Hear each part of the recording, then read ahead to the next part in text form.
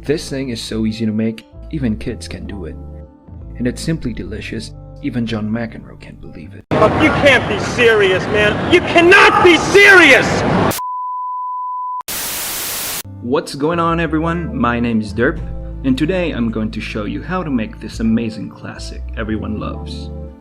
The tiramisu. A great comfort food, simple and easy to make, and it requires very few ingredients. You can make variations of it by adding other elements, but for now, let's stick to the classic recipe. Be sure to watch the episode till the end, and I will show you what drinks to pair this great dessert with to complete your amazing menu for lunch or dinner. You can also have it for breakfast if you want to. Alle 8 del mattino. Mezzogiorno, topi morti. But before we begin, be sure to leave a like, hit the bell and subscribe button for new weekly recipes.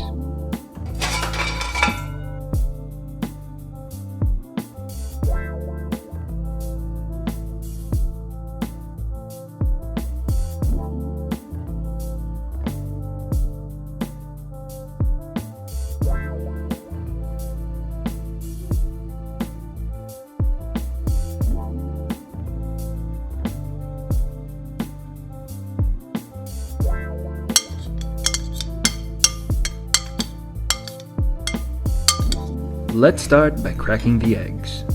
Let's separate the yolks from the whites in two different bowls and set the egg whites aside for now.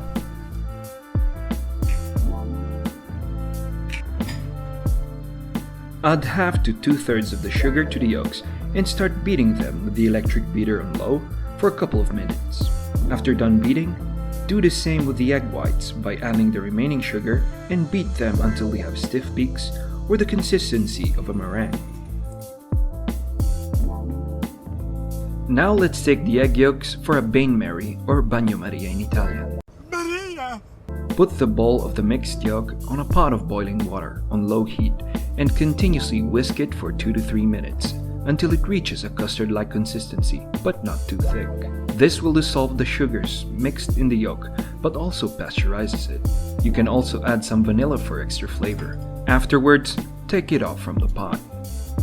Put some mascarpone cheese to the custard, half at a time, and mix well to incorporate before adding the remaining cheese.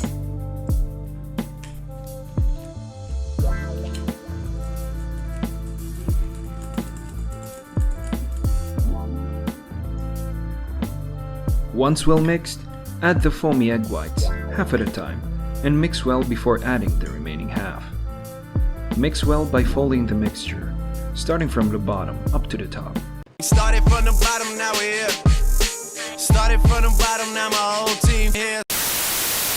Repeat until well incorporated. You can also whip some cream and use it instead of the whites, or combine them together for extra creamy richness. Take a dish or a tray and start by spreading some of the custard on the bottom.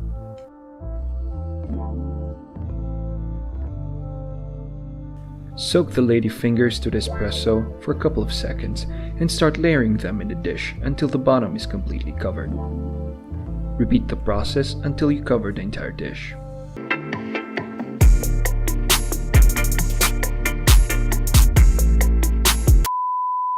As an alternative, you can use sponge cake instead of lady fingers, or airy or bubbly cookies that absorbs the liquid well without easily becoming mush. Optional, you can put crushed chocolate or chips between each layer or on the top of the tiramisu for an extra delicious taste. And by dusting cocoa powder on the top of the tiramisu. Cover and put it in the fridge for at least 3 to 4 hours so that the coffee will be well absorbed by the lady fingers. And that is how you make a simple and delicious tiramisu.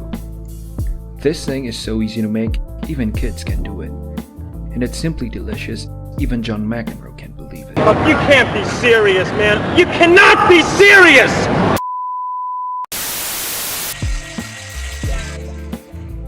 A tiramisu is a simple but very satisfying dessert. It is made with very simple ingredients that put together creates a complex but inviting taste. To understand what beverage we should pair it with, we have to see its main ingredients. what the predominant ones are, or what has a strong taste. In this dessert, we have two main ingredients that are a must: coffee and cocoa powder. The soaked ladyfingers contains the aroma and the taste of the coffee, becoming that delightful cakey sponge you taste in every spoonful. A strong coffee here is then well recommended. Another ingredient, even though added at the end, is the cocoa powder, which combined with the chocolate chips or bits will create that little extra that'll make the tiramisu irresistible. Even though we've mixed eggs, sugar, and vanilla to the mascarpone, it has that cheesy, creamy, but unflavored taste on its own, but will become flavorful once combined the above said ingredients.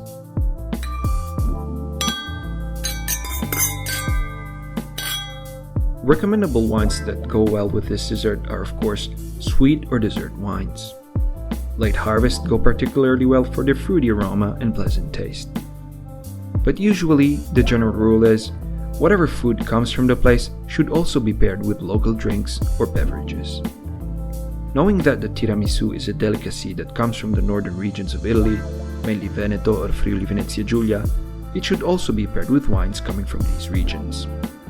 An example would be a Moscato Veneto or a Passito, straw raisin wine from Friuli. There are several varieties of wines that could go well with the tiramisu, but let's make it very simple for everyone. Not everyone, of course, can get their hands on wines coming from these regions, but there are even greater alternatives to pair the sweet with from all around the world. Here are some recommended wines you can pair this dessert with. These wines are usually affordable, but prices may vary depending on what you're going to pick. And if you're broke like me, but want a good affordable wine, stick with the almighty Tavernello, and you would never go wrong.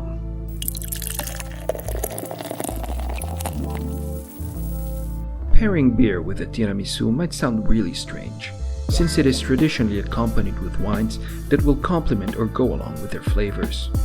Strangely though, like wines, there are so many beers that really go well with almost every dish. With a tiramisu, you can never go wrong with a stout, whether it is sweet, dry, or has chocolate notes. But you can also pair it with a porter, since they highlight the coffee and dark bitter notes of the cocoa powder. If you think that a stout might be strong or too much, a less toasted beer can also be a great match. For example, a brown ale or brown lager. To sum up, here's the list of the recommended beers. And that's it for today. If you liked the video, please smash the like button, hit subscribe and the notification bell, and we'll see you very soon with new recipes.